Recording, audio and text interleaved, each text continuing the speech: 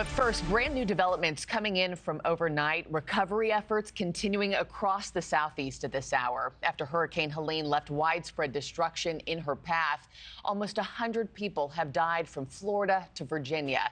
That number only expected to rise. Millions still in the dark this morning.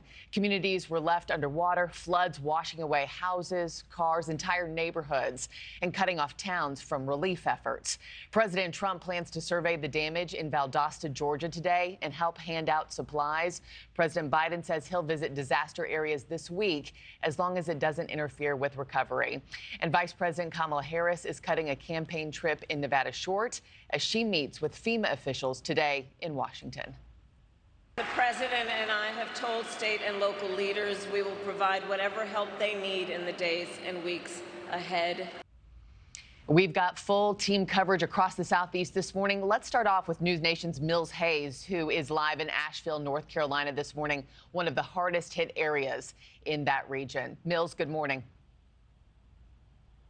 Hey, good morning, Markie. Yeah, the sheriff here says that at least 30 people have died in this county so far, and you can kind of tell why if you check out how this damage is behind me and in front of me. This used to be a road right here, completely washed out right now, a little bit difficult to even walk on. I'm going to try to go over here a little bit, but here in Asheville, the Buncombe County, that is where Asheville is at. They tell me that they've received over 8,000 different requests to check on individuals here, people who haven't been able to reach their loved ones that are here. They tell me that that's not necessarily an accurate count of how many people are missing, but that is that contributes to how many people are also not able to reach their loved ones because the cell service here is just so spotty right now. But this damage right here, you can really tell how bad this tropical storm swept through this area. And actually, we were here yesterday. The water was up about 6 to 8 feet higher. It's definitely gone down a lot over the past 12 hours. And you can see that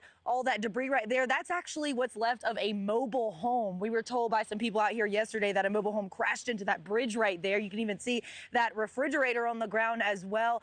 Some trash cans, some remnants of what used to be a house. That refrigerator actually was floating in the water yesterday. So that can kind of give you an idea of just how much that water has gone down. But we know that FEMA is out here in large numbers around the southeast. Thousands of people are responding. The search and rescue teams, that is what is so important right now because so many people cannot reach the people that they love that are here. Another issue as well is that water is an issue for people to find here. And the city of Asheville says that their water system is so severely damaged, it may be weeks before people get clean water again. And that's why there are so many volunteer groups and churches that are coming in here to this community trying to give free bottled water away because it really is a resource that a lot of people need right now, as well as cash, Markie. We saw people waiting outside an ATM in downtown Asheville for over an hour just to get cash because most of the businesses here are closed down. And if they are open, they don't have power, so they have to use cash.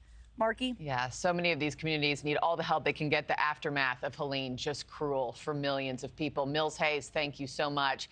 Thanks for watching, everybody. Go to joinnn.com to find NewsNation on your television provider. Also, don't forget to click that red subscribe button below to get more of NewsNation's fact-driven, unbiased coverage.